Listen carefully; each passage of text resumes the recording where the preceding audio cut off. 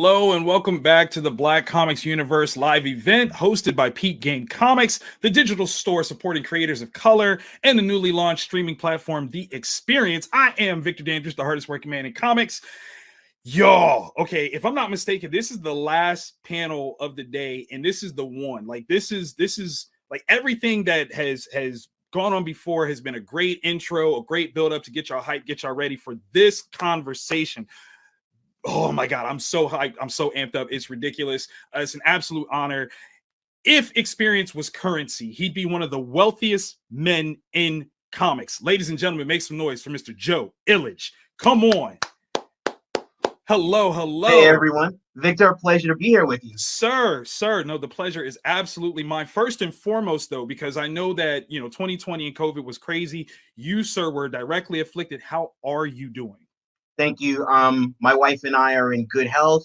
Good. And, we just continue to really try to live a healthy lifestyle, try to exercise more, take a lot of natural supplements, take the proper precautions. Mm-hmm. But, listen, we're still here and a lot of people are not.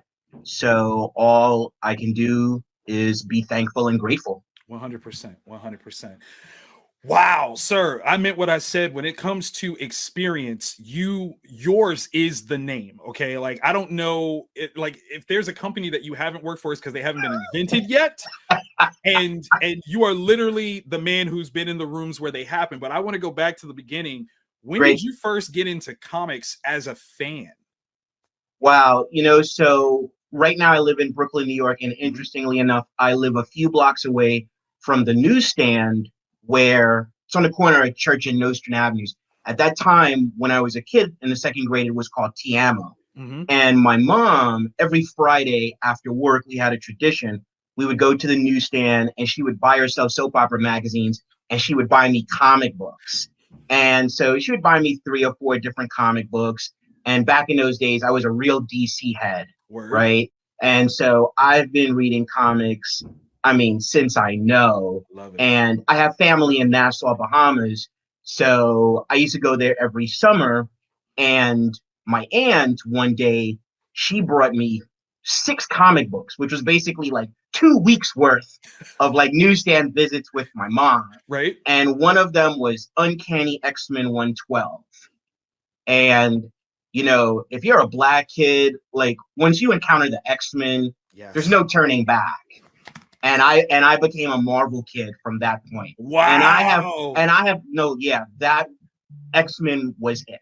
Okay. Right. And when I was a kid, like real talk, people were saying like DC stood for dumb comics.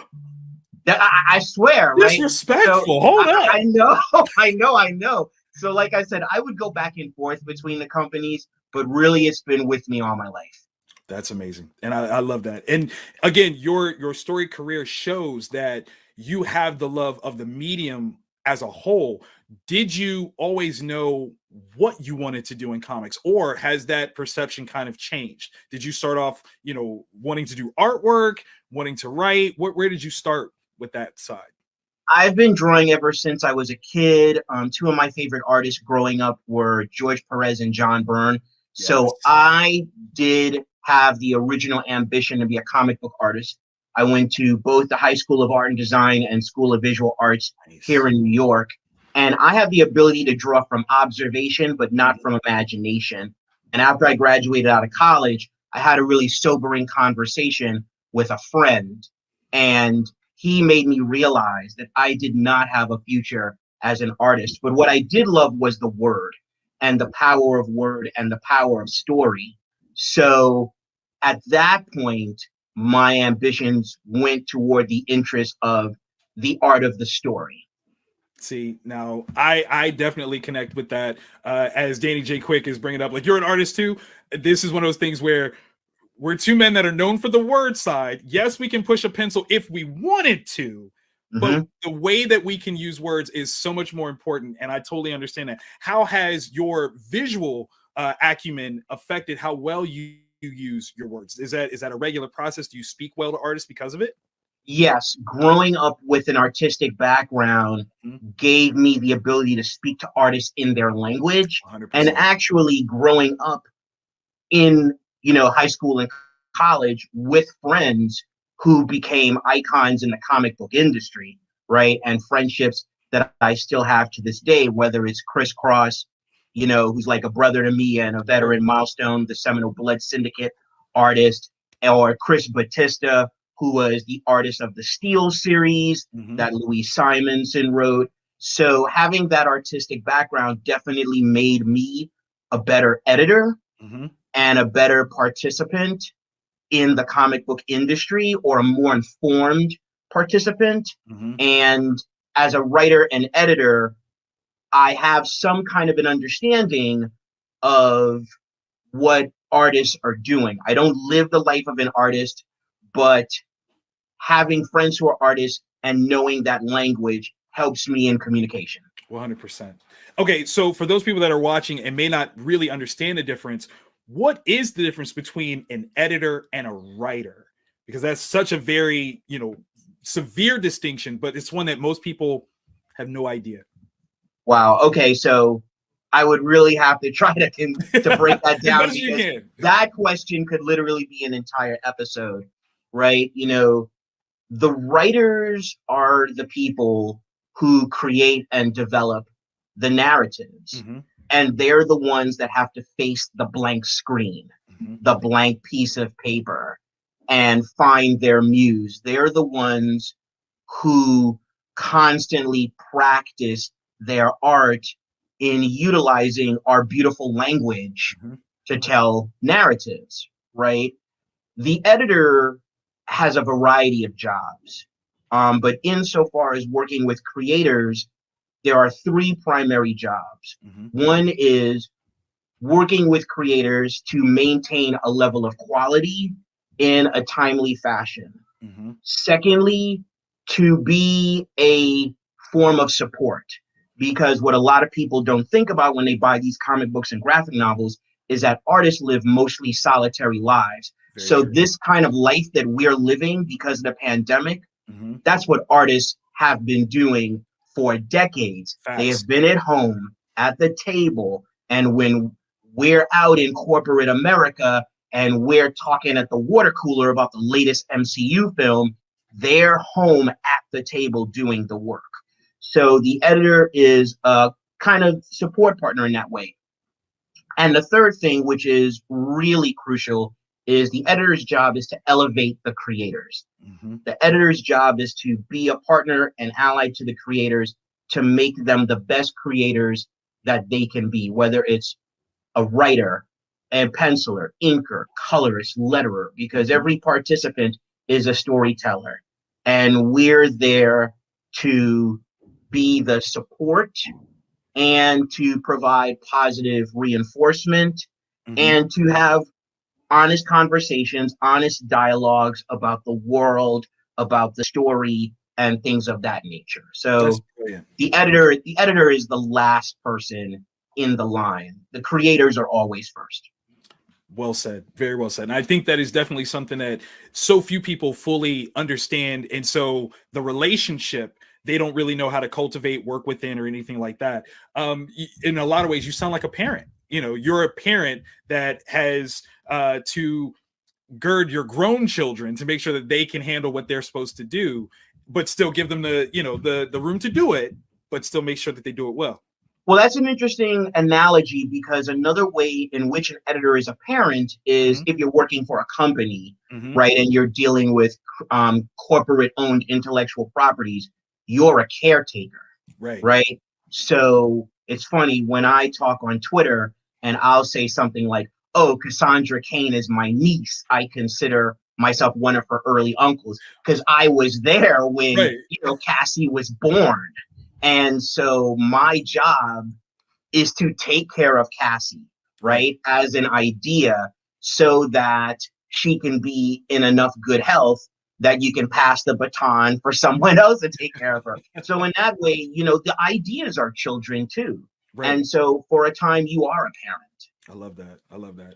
Okay, so walk us through where you went from being a fan to a practitioner of comics. What was that like? What was the environment like, and how has that changed in the years since?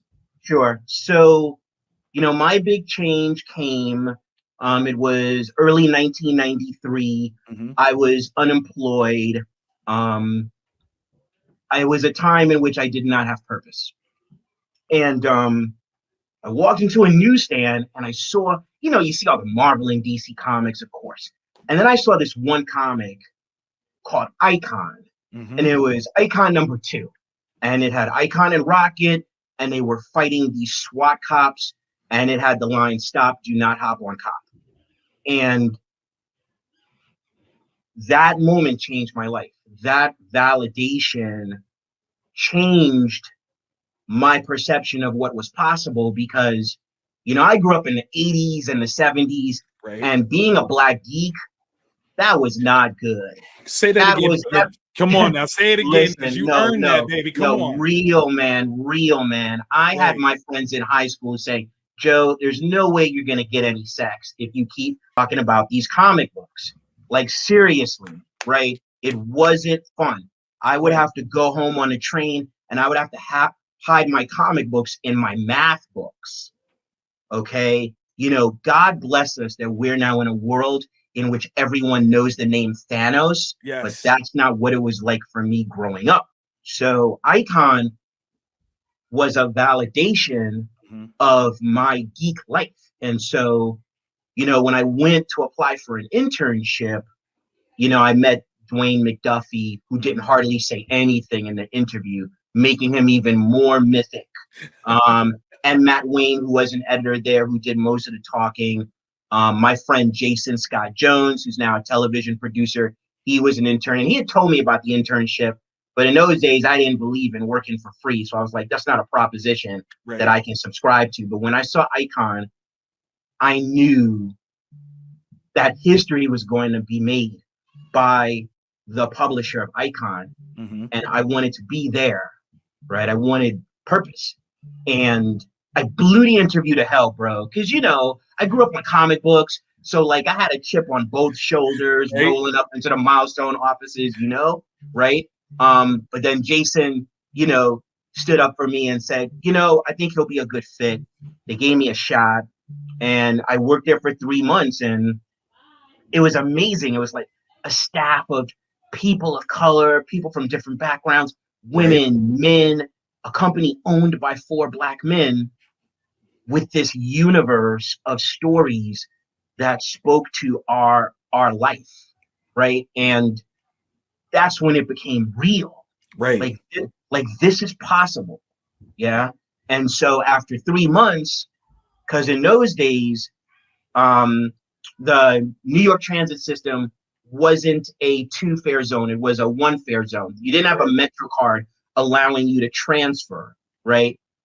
So I was losing money every day I was going to Milestone, because I lived in a 2-fare zone. Yeah. And, but for the experience, it was worth it.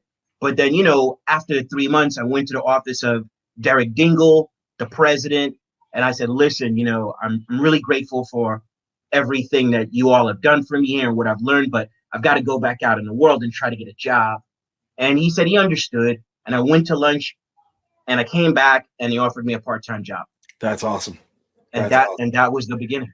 Oh my God. Listen, that is such the perfect story of being the fan to elevate into the practitioner and to recognize that there was history being made. The biggest thing that immediately comes to my mind with that is, at what point did you realize that you were a part of that history being made? Not as an observer, but an actual hand in it. What was it that you did where you go, "Oh snap, I'm a part of this now"? It's wild. It's being at Milestone and the experiences there. I remember the day that Quincy Jones came to visit the offices. And Quincy Jones is physically shorter than me, but obviously he is a giant. Of course. In our society, right? In what we call humanity. And meeting him and shaking his hand, I knew then that this was something truly special that was going to make a difference. And even you, but the thing is, at the time, Mm-hmm. you don't see forward 20 years. You don't know. Right. So I didn't know there was going to be a Static Shock cartoon that was going to change the lives of 2 generations of people. Right. You know, I didn't know I would ever get to work on Batman, but I did. I was the first Black editor in the Batman editorial department, Mm-hmm. right? Mm-hmm. And at the time, it was the work. It was all about the work. But I'll tell you a moment that I had. It was New York Comic Con 2016 Mm-hmm. and October, and I was a member of Lion Forge, and we had a big panel, and I was on the stage with Desiree Rodriguez, who was the assistant editor, and we officially announced the Catalyst Prime imprint. Mm-hmm. And after that, this guy came up to me in the audience, from the audience, and he drew a picture of the Cassandra Cain Batgirl, and he said, "This is for you." He said, because this was the first character in which I saw myself. This was the first character that made an impact on me. Mm-hmm. And there's no way I could have known in 1999, working on No Man's Land, Right. that 2 decades later, I was going to meet a young man who was going to say something like that to me. I have had conversations with people who are artisans in entertainment. I had someone say to me, Static changed the direction of me and my brother's life. Wow. And that's touching. It's really Yes, of touching. course. And it's an honor to have been a part of that. Absolutely. And I think you've wielded that responsibility very well. You are accessible, which is not necessarily something that other, we'll call them innovators of other industries, particularly people of color, have maintained. You have allowed people to not only see your moves within the industry, but then be able to ask you about it. Like, how did you do this? Or why did you do this? What was it that let you know that was the move to make, not to remain mysterious, but to be as forthcoming with your cookbook so that others can grow?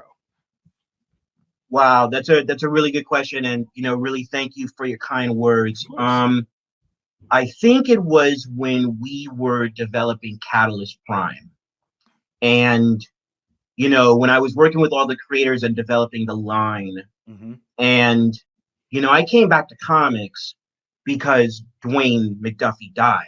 Mm-hmm. And after I mourned him, I knew that the comic book industry, or the American comic book industry, was just going to close up around the vacuum of his death Right. and not continue the work of Milestone to the degree that Milestone did. Mm-hmm. I knew it was going to happen. I saw it happening. So I realized that I had the responsibility to come back to comics and continue his work.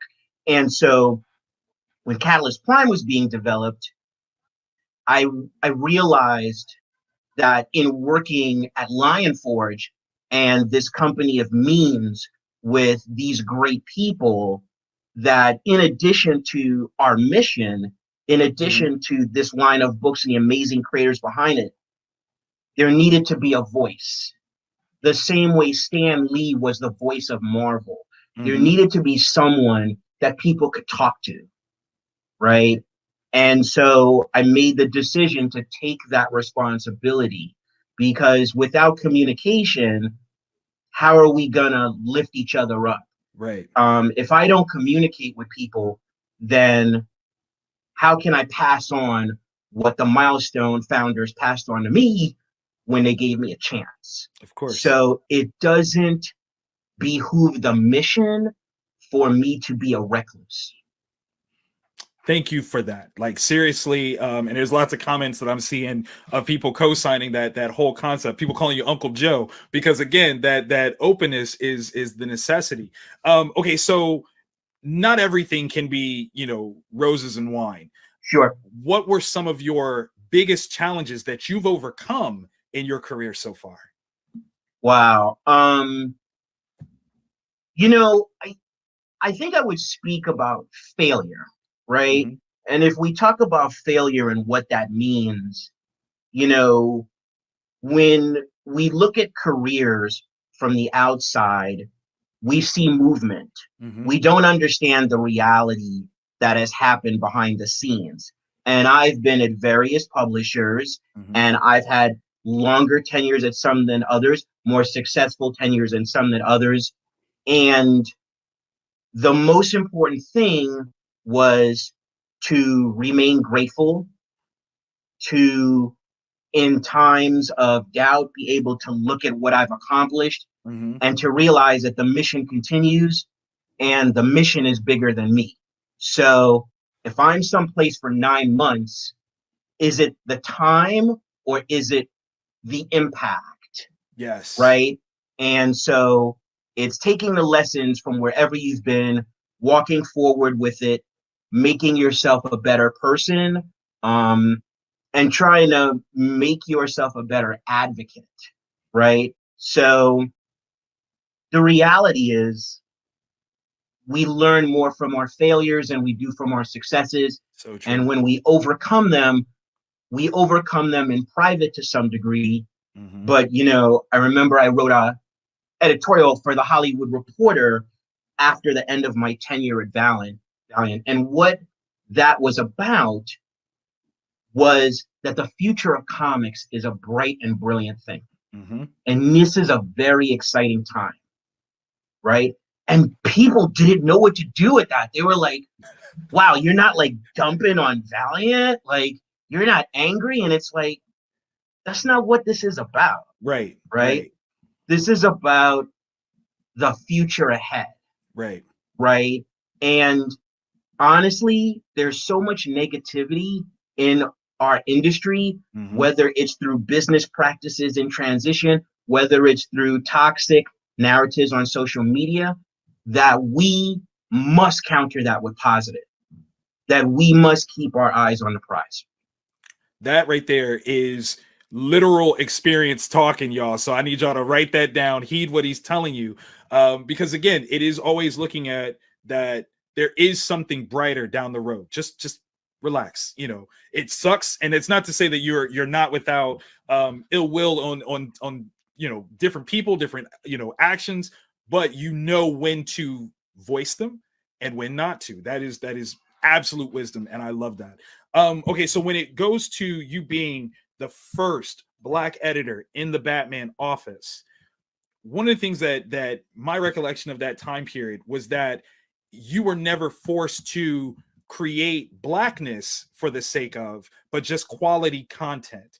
Was that ever something that you had to assert, or was that the understanding that you were good at your craft and that is why they hired you? I was hired because I was good at my craft. That's not to say that there weren't people on the floor that doubted that. And I remember there was a time where I was talking to two colleagues, one of whom was a senior editor, and we were talking about comic book covers. And I mentioned the idea that a white background on a cover allows whatever you put on that cover to come forth stronger. And the senior editor gave me a look like he was surprised that this observation was coming out of my mouth. But what he did not understand is that I was a student of Dwayne McDuffie, who's one of the best editors that ever hit the American comic book industry. So I'm walking in there with knowledge. And listen, this is corporate America.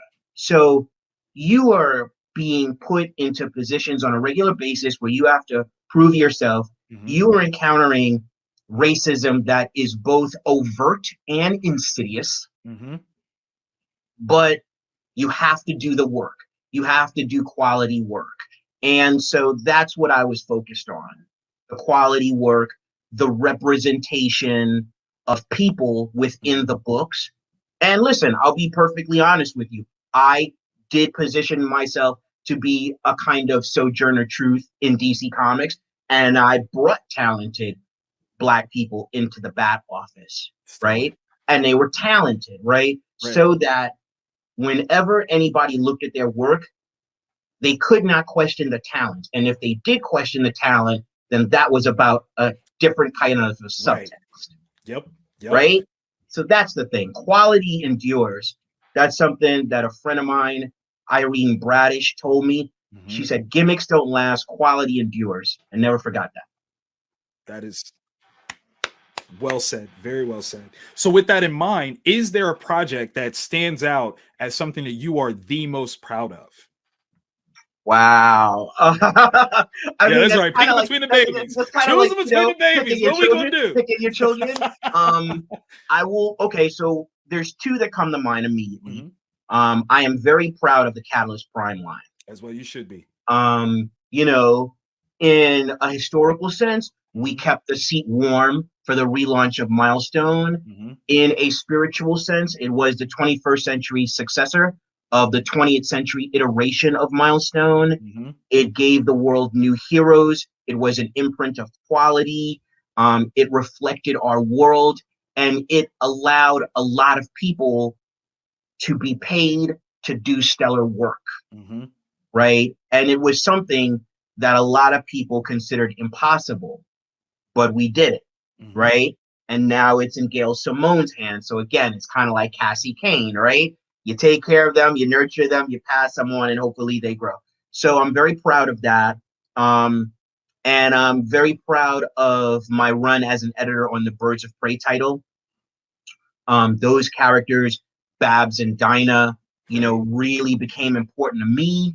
Babs, you know, Barbara Gordon being this intellectual, humane person who's a wheelchair user, and a martial artist. That's right. She was trained by Richard Dragon and is expertly adept at using eskrima sticks.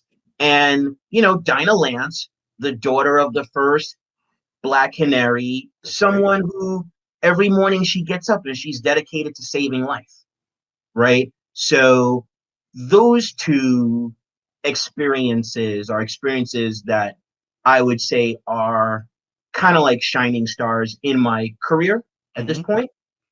I definitely agree with that. And I love that in that regard, some of it is newer work, some of it is older work.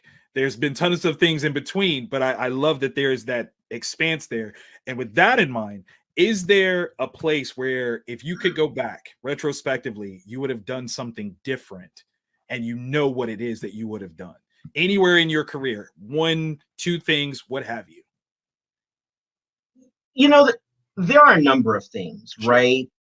But here's two truths, right? Number one, I believe that we will never develop time travel technology because if we get that technology, we're going to destroy the human experience as we understand it. We evolve through our mistakes. We evolve because we don't get to go back. You've got to own that. And what are you going to do with it? Are you going to own it and be a better person? You know, if you get to erase it, then you don't have to own it, right? So that's one. And number two, what I've discovered is sometimes what seems like a bad thing is a windfall in disguise, right? So sometimes you think, oh, you know, if I had made that decision, I would have ended up there. But then 15 years later, you find out, oh man, I dodged a bullet by not being there. There are bullets that fly for decades. and you dodge them because you went left when you thought you should have went right. So in that regard, I don't want to take back anything. I want to own everything because that is how I become a better participant. Absolutely. Absolutely. The work that you've done in the mainstream market has informed what is really possible in the Black independent market. I am a bastion of that. How do you see where that has progressed over, we'll say, the last 10 years of Black indie comics and how successful they have been from other iterations of Black indie comics? And where do you think it can go from here in the immediate future? Part of the evolution I've seen in Black independent comics is they're not necessarily reactions to the existing system, right? It's not necessarily my version of that character. You're seeing absolutely original ideas, or you're seeing ideas based on our history. You know, a perfect example is Tuskegee Heirs.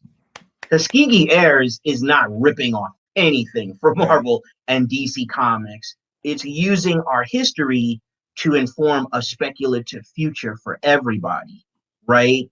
So that's the kind of evolution I've seen. You know, someone who came before me in this excellent experience, the Queen Afua Richardson, and her getting to put out the Book of Myrrh. That's coming from a deeply personal experience of lineage, of history, right? So that is part of what I've seen. And in terms of how we're going forward, you only have to look at how Kickstarter and the Black indie community has really shown Black entrepreneurs that there is another way to get their books to the audience. That if an organization decides that they don't have the selling power to be part of that track, there are other tracks. The fact that Roy Akupe doing the work was recognized by Dark Horse, and after 2 years of negotiations made a historic deal, which is basically the 21st century version of the Milestone deal, as Milestone was a creative company that had a publishing deal with DC Comics, and now Unique Studios is a creative company that has a publishing deal with Dark Horse. These kinds of things show the viability and the growth and the evolution of the Black independent movement, and it's an amazing thing to see. That's right. Awesome. Like, this is a great time to be alive. Yes, indeed. and, and be a creator and be in comic books. Of course. Right? So is there any intention from you to launch a creator-owned anything, whether that's an imprint, a specific title? Is that something that you're looking at? 100%. Oh my goodness. 100%. There is a graphic novel in development now at First Second. Okay. Co-written and co-developed by myself and Sean Marnbro, which takes place during the Harlem Renaissance. We've seen some of the art for that. It looks absolutely amazing. Awesome. So that will be out at some point in the future, and it will really be a testament to the tenacity of Black people and the power of the art that we create, right? There are various people that I'm speaking to about developing creator-owned projects. And so that's something that I'll be looking at as well. And one thing that I'll try to do is not replicate what has been done, to see if somehow I can contribute something that is a distinctive contributor, right? Like, you know, someone has asked me, hey, do you want to create your own superhero universe? And the answer is no, I don't want to create my own superhero universe. Right. I do want to create some stories that after this is all said and done, and I'm gone from the industry, or I'm gone from this mortal coil, that can still impact someone positively. Wonderful. I do think that your start to that is right over your shoulder. There's this beautiful little book here. If we can talk about that guidebook. Yeah. The little access guide there. Yeah, let's talk about another little baby there. Yes. Yeah. Let's talk about this, because what you are doing is, again, using your voice, which is phenomenal and loud. Okay, that's so important to shed light on others. What inspired that? So, you know, I have 2 local comic book stores here. I'm equidistant between both of them. One is Bulletproof Comics by the Flatbush Junction. The other one is Anyone Comics. Anyone Comics has been around for 4 years. The owner is a friend of mine. His name is Demetrios Fragiskatos. And one time we were Facebook DMing. And he just said, hey, I got this crazy idea. What would you think about a green book for comics? Come on, that's and awesome. I was like, tell me more. Right. Let's go. I'm in. And so then we had lunch one day, like a month later, and he was inspired by, the Safe Negro Travel Guide in Lovecraft Country, which is, of course, inspired, by the Negro Motorist Travel Guide, that helped people like us stay alive and navigate during the Jim Crow era.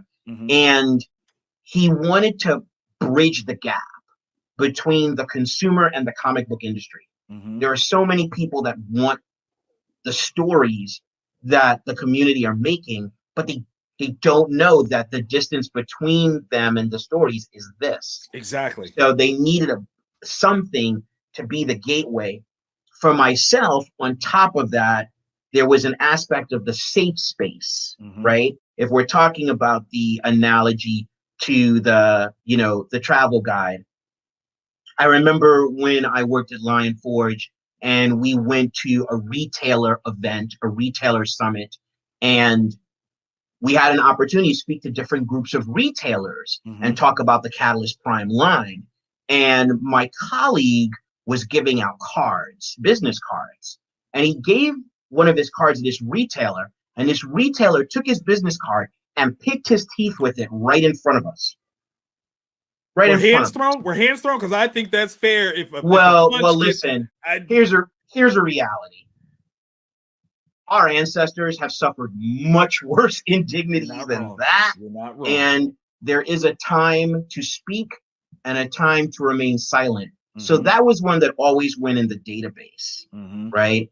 And that was a sharp reminder that not all comic book stores are safe spaces for us and our stories, right? So when I think about safe spaces and how this book will open up exposure to Black-owned retailers, Black-founded conventions, show the publishers that are supporting Black lives through their hiring practices, through the stories, show the creators, right? That is when it really crystallized for me, when I really thought about the safe spaces.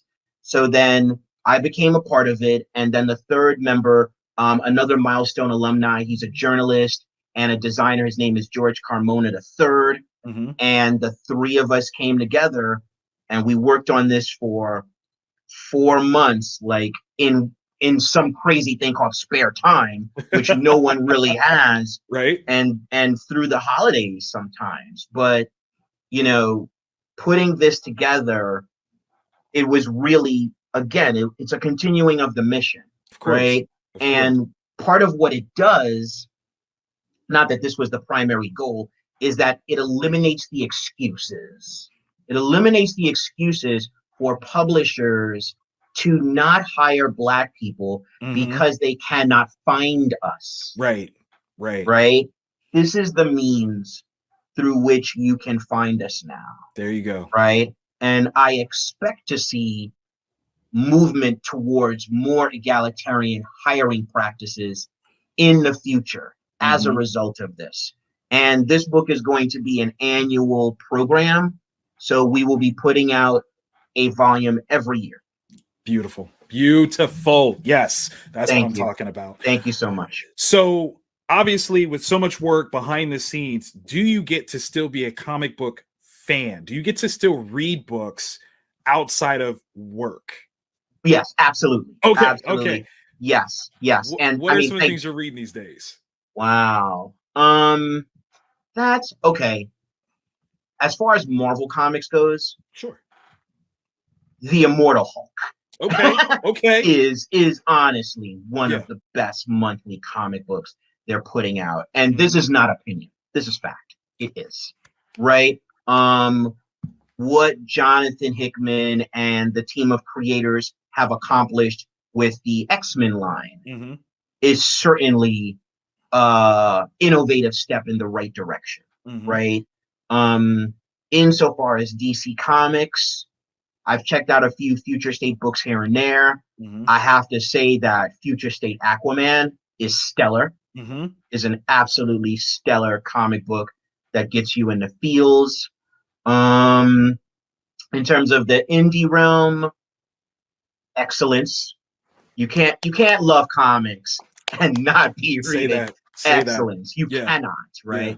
Because excellence is a story about fathers and sons, and it's a story about Black magnanimity. The idea that you must use your powers to help a society and help people that don't respect you, that wish you dead, and consider you lesser than human. That no matter how much we're beaten down, we get back up and still offer our gifts and still put them in service of humanity. That level of magnanimity is at the core of the story of excellence. Absolutely. Absolutely. You know, beautifully rendered, greatly told, fantastic. It's quality on every level. Every level. Yeah. And the design is amazing. Yes. Yes, right? It is. Yes. So props to those brothers and all Black creative team. Yeah. Yes. Yes. From writer, colorist, letterer, everybody. Yeah. Absolutely. Color Absolutely. all across the board. Yeah, it's wonderful. That's awesome. That's awesome. Okay, so here's another controversial question for you. Oh, come on, man. I gotta give it. I gotta do it. We can handle the controversy. Let's go. Okay. So you're building your Mount Rushmore of comic creators. Yes. Is there a separation between writers and artists, or is it just a collective four that you would definitely put up there as your Mount Rushmore? It's a collective four. Okay. Who are they? Dwayne McDuffie, Dennis Cowan, Michael Davis, and Christopher Priest. That's my Mount Rushmore. I love it. I absolutely love it. And your relationship with them has got, in so many different ways, these men are inspirational, but you getting to work with them in many different capacities, what is that like to know essentially your idols and be able to have that experience under them? What has that been like? It's been a gift. I'm blessed. I mean, I was born in 1969. I'm 51 years old, right? Hey, you couldn't have told me that I would have gotten to do this. You couldn't have told me that, a Black kid growing up in the 70s, laughed at and snickered at and bullied would get to operate in the realm of imagination, right? I mean, in a metaphorical sense, I've been to the stars. Of course. Oh my God. And this is all beautiful, know? Yes. And so, it's been a blessing. I'm thankful to all four of them, those who are with us and those who are not. And so the job is to pay it forward. Of course. Right. And so, that's why those four gentlemen, and obviously, when you say Mount Rushmore and it's only four people, obviously our sky is full of stars. Of course. Right.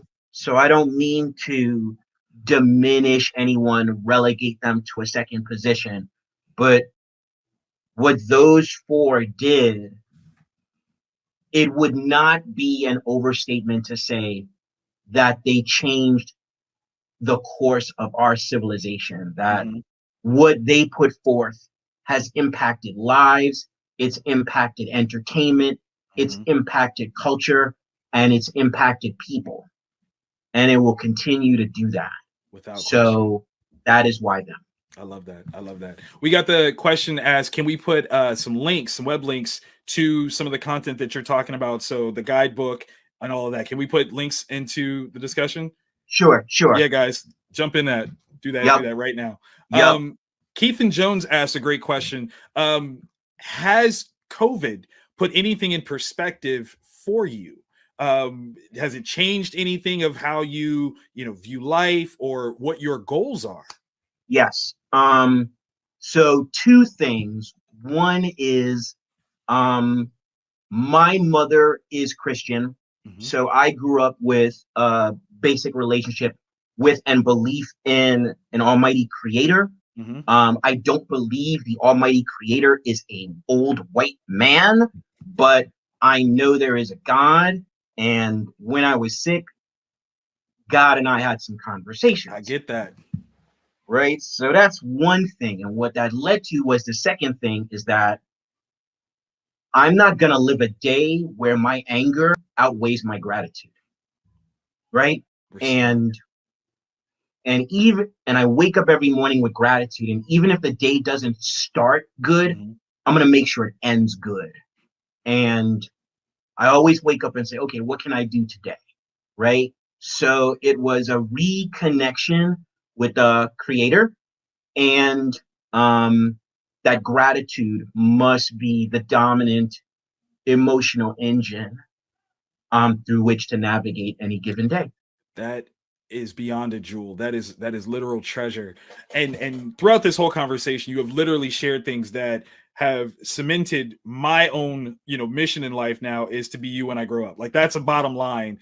That is a you're very kind. Thank you so much. Nah, Joe, I'm trying to tell you, like, this is the thing, because it is one thing to create excellently. It's another thing to invoke excellence in other people.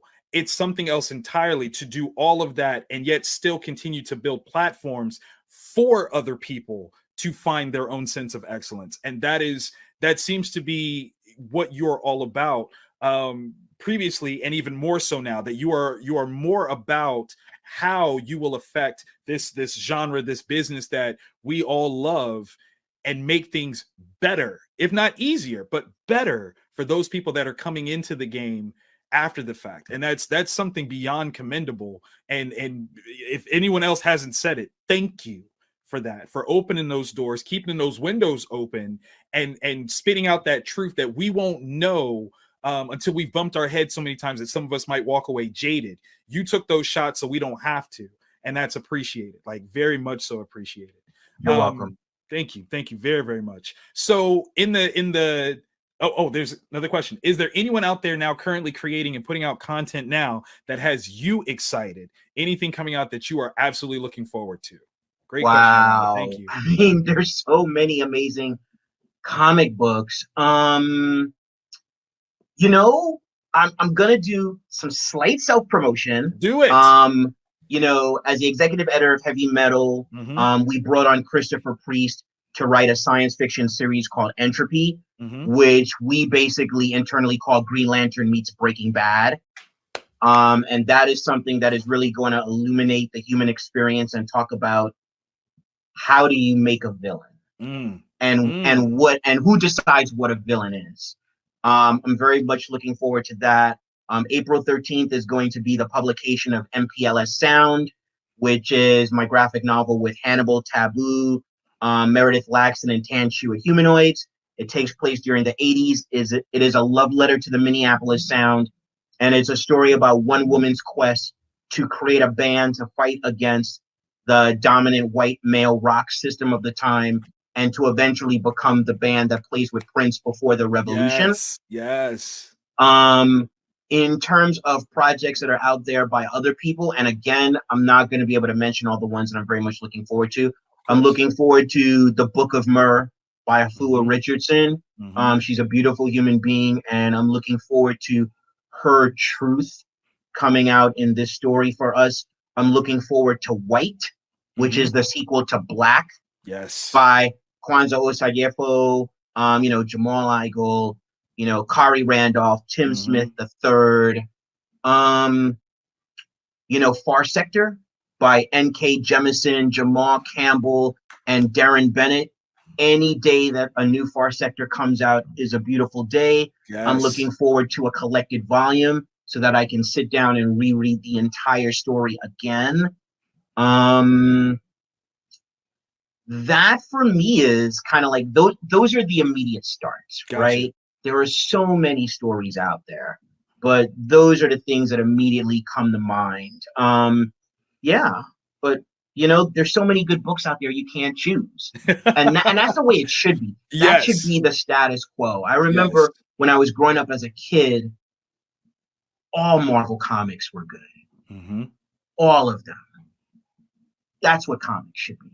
Right? All of them should be good so that there's one for everybody. There we go. Oh my God, I love that.